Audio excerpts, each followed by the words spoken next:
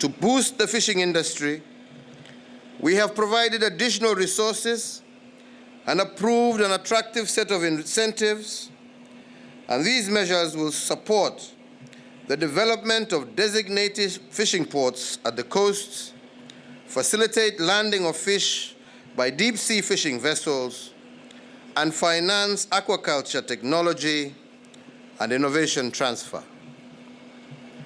As part of this effort, and to ensure that we can land at least 30% of fish caught in our waters, all gazetted fish landing sites in our waters are now currently being recovered and secured for the benefit of the fishing community.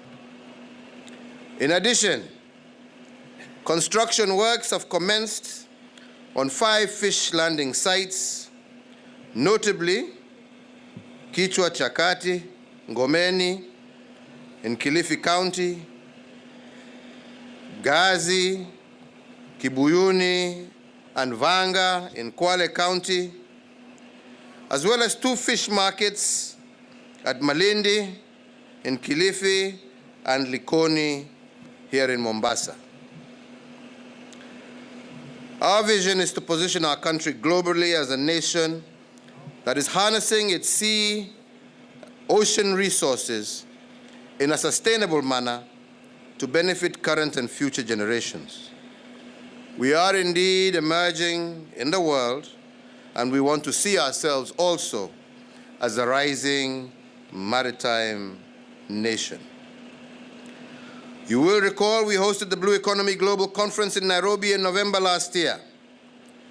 In furtherance of our vision, we will also be co-hosting the UN World Ocean Conference with Portugal in Lisbon next year in June.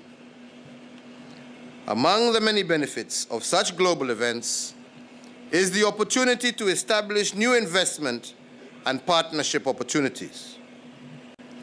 Indeed, today we are taking 2 major steps towards recovering our lost dream. The first is the revival of the Kenya National Shipping Line. The shareholding agreement that we have signed today marks the beginning of a well-thought-out plan to transform the Kenya National Shipping Line into a world-class shipping line over the next 10 years.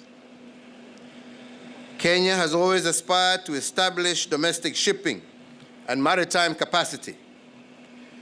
Indeed, in 1966, Kenya, Tanzania, Uganda, and Zambia formed the East African National Shipping Line, which at its highest throughput held a market share of approximately 11%.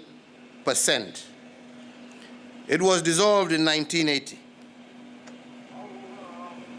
The Kenya National Shipping Line was then established in 1987 as a national carrier to handle containerized exports and imports, freight cargo to and from the ports of Kenya.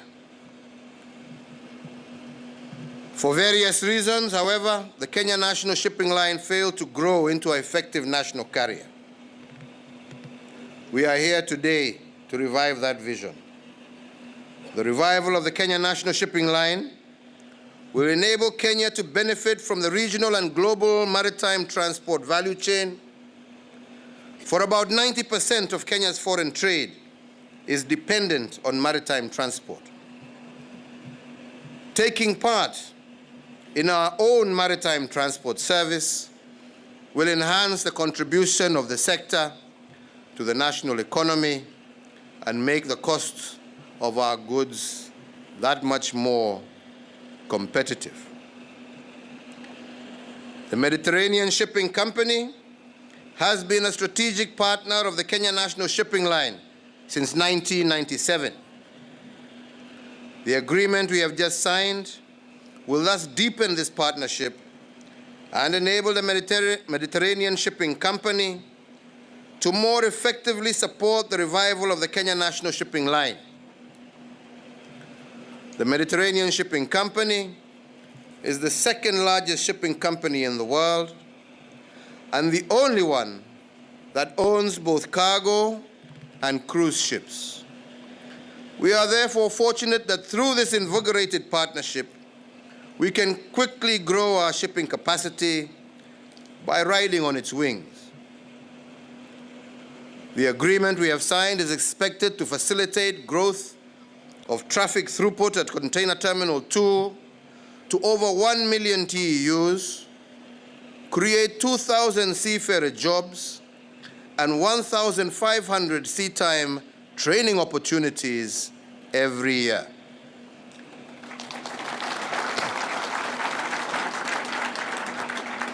The bulk of these seafarer jobs will be generated through cruise shipping. While there are huge opportunities for Kenyans to serve in foreign ships, they have lacked opportunities to get sea time, a prerequisite for serving on ships. The Mediterranean Shipping Company has committed to create training opportunities for our youth and to provide about 3,000 jobs per year, as well as 1,500 sea time slots for our Kenyan youth. The seafarers we are flagging off are the second lot under that commitment. It is also important to note that because of the partnership with the Mediterranean Shipping Company, the Kenya National Shipping Line will gain access to more than 500 ports across the world.